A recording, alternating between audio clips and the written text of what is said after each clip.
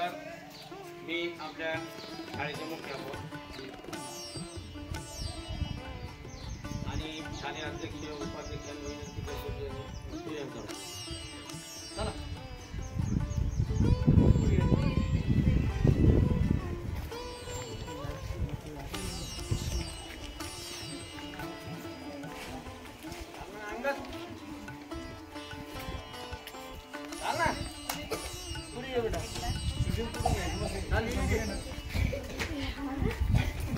बरोबर.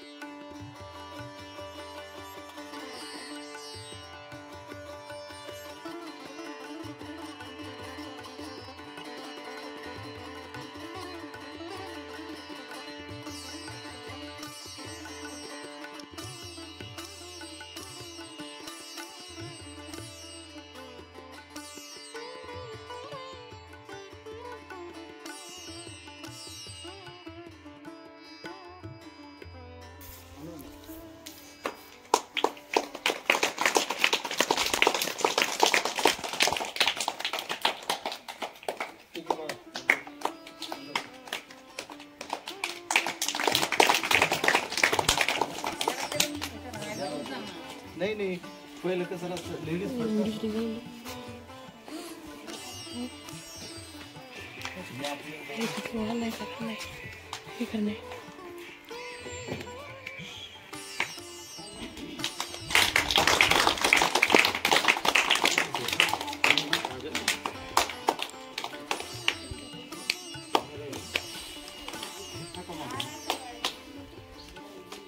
ते चालू झालं नाही का?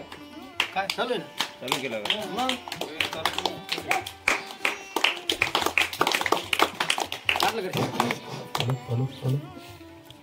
या मला फोटोला वजन पडते आमच्या त्यामुळे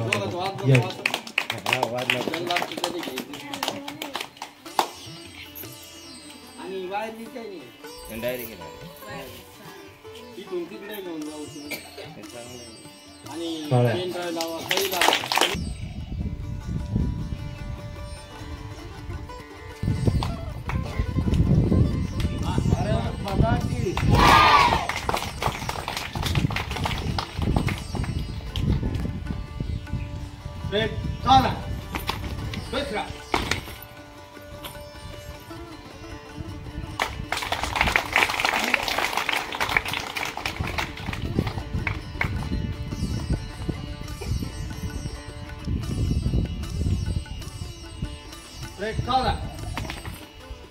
एक साथ राष्ट्रीय झंडे को सलामी देंगे.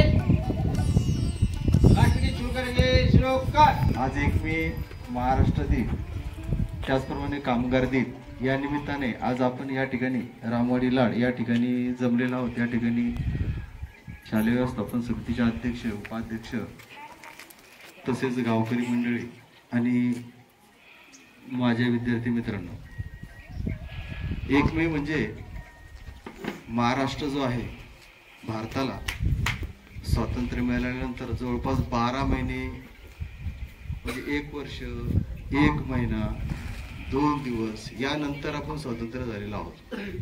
म्हणजे भारताला स्वातंत्र्य जे होतं ते 15 ऑगस्ट 1947ला मिळालं. परंतु जवळपास 556 जे संस्थानिक होते त्या संस्थानिकापैकी निजाम हा एक संस्थानिक होता आणि त्यांनी भारतामध्ये विलीन होण्यास काय केलं होतं, नकार दिला होता. त्यामुळे तो भारतात विलीन झाला नाही. त्यांनी स्वतंत्र भारतात एक राजेशाही पद्धतीने तो राहिला. त्यामुळे महाराष्ट्र असेल, मराठवाडा असेल, कर्नाटक असेल, इकडे मद्रासपर्यंतचा काही भाग जो होता तो निजामाच्या ताब्यात होता.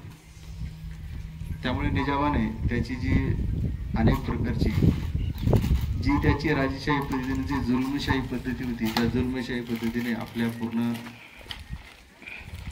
मराठवाड्यातील जनतेला त्यांनी खूप छळलं त्रासलं. त्यामुळे आपल्या मराठवाड्यातील जनतेने काय केलं, जसं की आपण स्वातंत्र्य मिळवण्यासाठी संपूर्ण भारतातील संपूर्ण लोकांनी जसा उठाव केला होता तसंच या निजामाच्या विरोधामध्ये उठाव करून आपण जे आहे तर 17 सप्टेंबर 1948 साली जे आहे तर या निजामाच्या तावडीतून आपण मुक्त झालेलो आहे. तेव्हापासून आपण जे आहे तर म्हणजे स्वतंत्र भारताचा जो आस्वाद आहे आनंद आहे तो आपण घेतोय. त्या निमित्ताने या ठिकाणी ह्या आजच्या दिवसालाच कामगार दिन असं सुद्धा म्हटलं जाते, कारण या दिवशी जे आहे तर 1 मेला कामगारांनी त्यांच्या रास्त मागण्यासाठी जे होतं त्यांनी आंदोलने केली होती. त्यामुळे ह्या 1 मेला कामगार दिनही म्हटलं जातं आणि 1 मेला महाराष्ट्र दिनही असं म्हटलं जातं. असं